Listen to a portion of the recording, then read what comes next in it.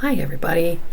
It is such a pleasure to meet you. My name is Pat Hoffheiser. I am the simulation facilitator here at Western, and I also enjoy teaching med calculation, and that's our topic for today.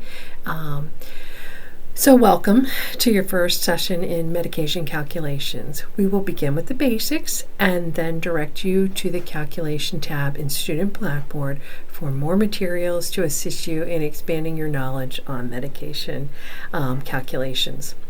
Med calculation knowledge is essential for practice as an RN and your NCLEX board exam. They definitely have these type of med calculations that you need to be prepared for. In nursing school, we prepare you to function as an RN in any situation, which means if the power goes out for any reason or if you're working in a war zone, you'll be able to deliver all of the essential RN care, including manual IV infusions and working without an electronic record and medication processes.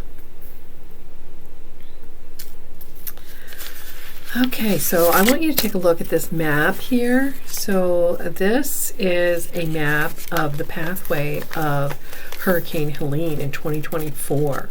So I want you to imagine you're a practicing RN in the hospital directly impacted by Hurricane Helene, and what you see there, all that red crossing so many states, is the power outages that went on for days and weeks.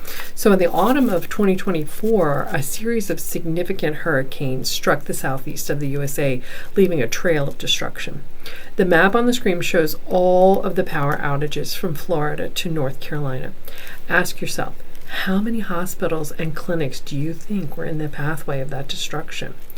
How could they, did the hospitals all close down? Do you think that happened? How do you think they delivered care without electricity? Does a generator produce enough power to supply the entire hospital? Does a generator only supply power to emergency outlets, such as ventilators, surgery, and emergency room? The chances of having power for med administration and IV pumps is slight at best. It is essential for RNs to be able to function without electricity and to continue to deliver safe patient care. This is why knowing how to calculate your medications and IV infusions without electricity is so important for RNs. Today we'll begin learning how to calculate those medications safely. In your practice settings, we have a lot of electronic supports and safety practices in play for you, but not when the electricity goes out. Any nursing instructor will assist you with medication calculation, and the Math Center provides wraparound support for specific nursing medication calculations, or perhaps you're not good with decimals, or you're not good with fractions, or something like that, and you need to strengthen some of those basic skills. Reach out to Julia Callahan. You can see her contact information on the screen here, and I will include it in your packet today. There's a flyer in there with her information. She does run workshops for you, and she also will come to your skills blitz for level 2 and level 3 and do an hour math presentation for those levels. Learning Path, Level 1. So here are the topics that we're going to discuss today for your dimensional analysis review. We're going to talk about math assistance, which we just reviewed, talking about reaching out to Julia if you need her, me, Janet. There's a lot of different nursing instructors who will all help you. We're going to talk about the process of dimensional analysis. We're going to talk about conversion factors. What are those?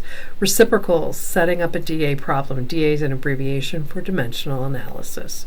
Rounding rules and worksheets. Dimensional analysis is a fundamental problem-solving method. It's used in chemistry, it's used in physics, and other scientific disciplines, particularly in quantitative calculations. It's widely regarded as the most reliable approach for medication dosage calculation due to its ability to minimize errors and enhance accuracy. One of the primary advantages of dimensional analysis is its capacity to streamline complex, multi-step calculations into a single structured equation. And I have a problem at the end of this presentation that you can view on your own that is complex, that shows you how many steps it has. It leverages mathematical principles to impose order, eliminating uncertainty, and reducing apprehension associated with dosage computations. I call this math trauma. We all bring our own level of math trauma into nursing school, and we need to help you to identify that and overcome it so that you can do this. And this is the simplest way to do these med calculations. While proficiency in mathematics is not a prerequisite for success in dosage calculations, precision and a commitment to accuracy is essential. Dimensional analysis operates by utilizing units of measurement, and that's important to remember, units of measurement, to systematically structure a problem, ensuring correctness before any numerical computation is performed. By maintaining a logical framework, this approach enhances clarity and reduces the likelihood of calculation errors. And that's what it's all about. We want to deliver medications to our patients safely. We don't want to have errors if we can avoid them, making it an indispensable tool in scientific and medical applications. So this is the best and safest method for doing med calculations. I will tell you, there's probably 4 different methods we could use to calculate medications, and even within the heading of dimensional analysis, there's at least 3, possibly 4 styles of doing dimensional analysis. So all of your instructors have learned different ways of calculating meds, but we've all agreed that dimensional analysis is the safest, and that's what we teach here at Western, and so we want you to follow the dimensional analysis process. Conversion factors. So conversion factors are fun. This is the part that you have to memorize. Let me pick up one of these cards. So you're going to have cards in your packet that go over the conversion factors. So this is what it looks like. And it'll have temperature conversions, dosage conversions. So while you're on the dosage part of your card, take a pen and go down to grain and cross off the 64.8. That's a typo. It should just be 60. 1 grain is equal to 60 milligrams. And then it has IV drip conversions, and on the other side it has volume conversions, weight conversions, and length conversions. You have to memorize these. So I gave you a card there, and if you scan the QR code that is on this screen, it'll provide you with a full 1 page of those conversion factors. So when I say conversion factors, that's what I'm referring to. It's those conversions that take you from, a milligram to a microgram to a gram, etc., back and forth. You're expected to know all conversion factors. During level 1, you can use your cards, but you need to memorize them in level 1. By level 2, you should have them all memorized, okay? All right, let's move on to the next slide for you.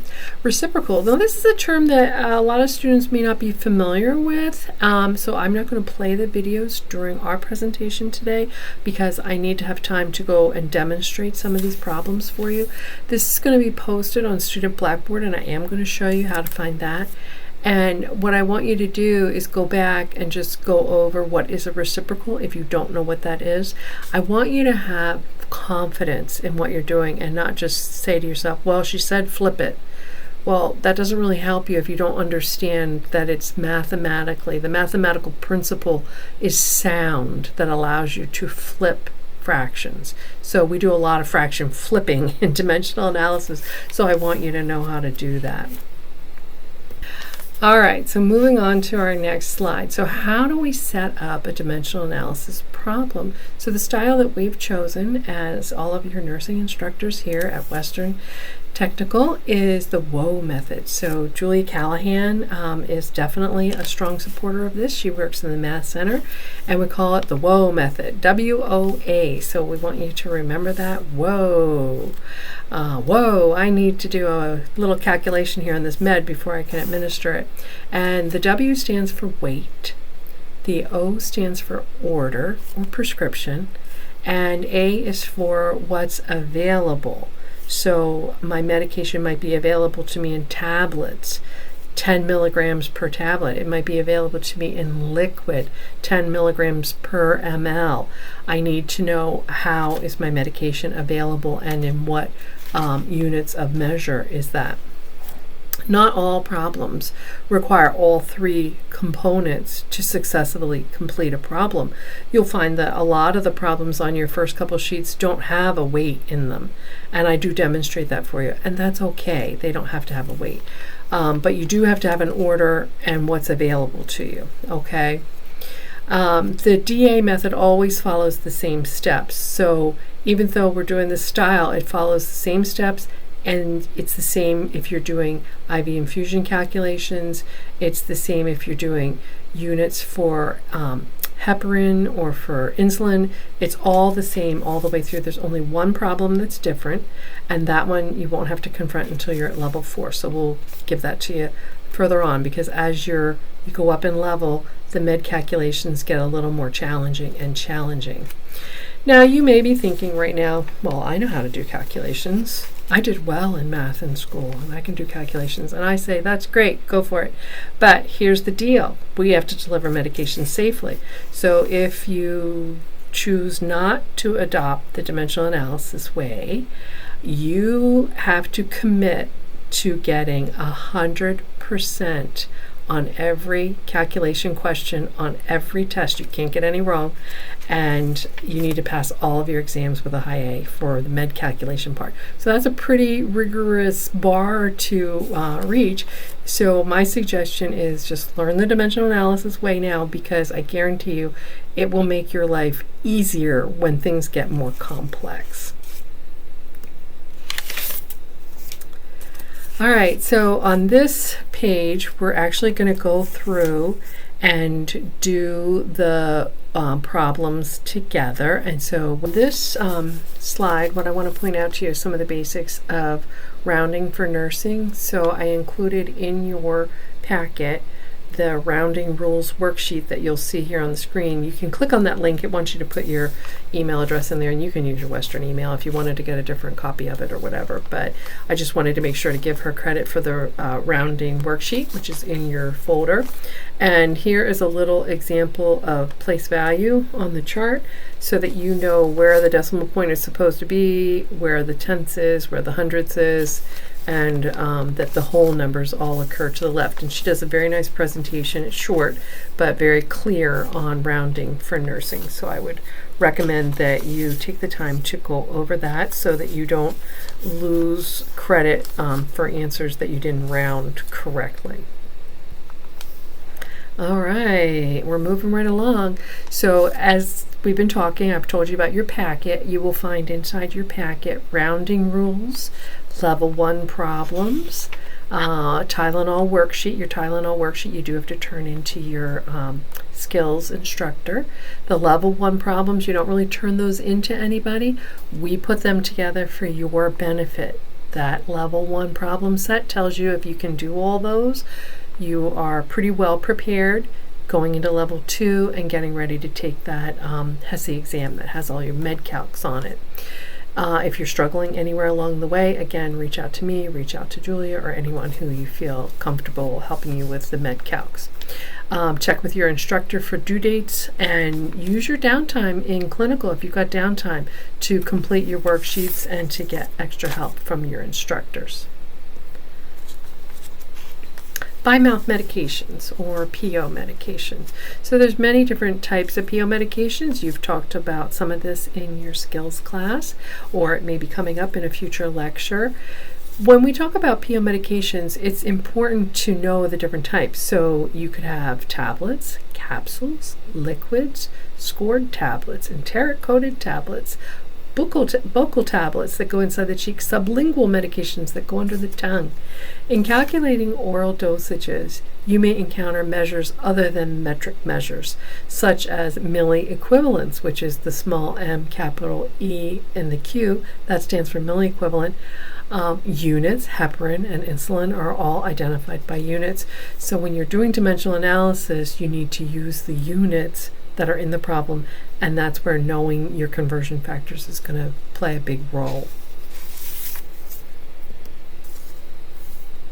All medication calculation materials are posted on Student Nurse Blackboard, and so I'll be showing you in class how to locate that, and whenever you're in simulation, I'll walk you through and show you in simulation as well. This is the complex video, so we're not going to do that in class today, but I do want you to come back and review it, as this will be posted on Student Nurse Blackboard, and I'll post it for you in this skills class. This one has 4 conversion factors in it, so, and it did occur on the level 2 HESI. So this is to help you to understand that we need to learn this, get down with your conversion factors, and really practice doing these problems so that you can be proficient in your calculations. Okay, so as I've said so many times today, reach out to any instructor with medication calculation questions. It is a pleasure to work with you. I am looking forward to seeing you in simulation and in clinical, and I really do wish you all the best with the math calculations. Remember, the math doesn't change. It always stays the same. It's solid, and it's easy points for you on any exam. So I'm hoping for the best for you. Don't hesitate to reach out with any frustration with MedCalcs. Have a great rest of your day.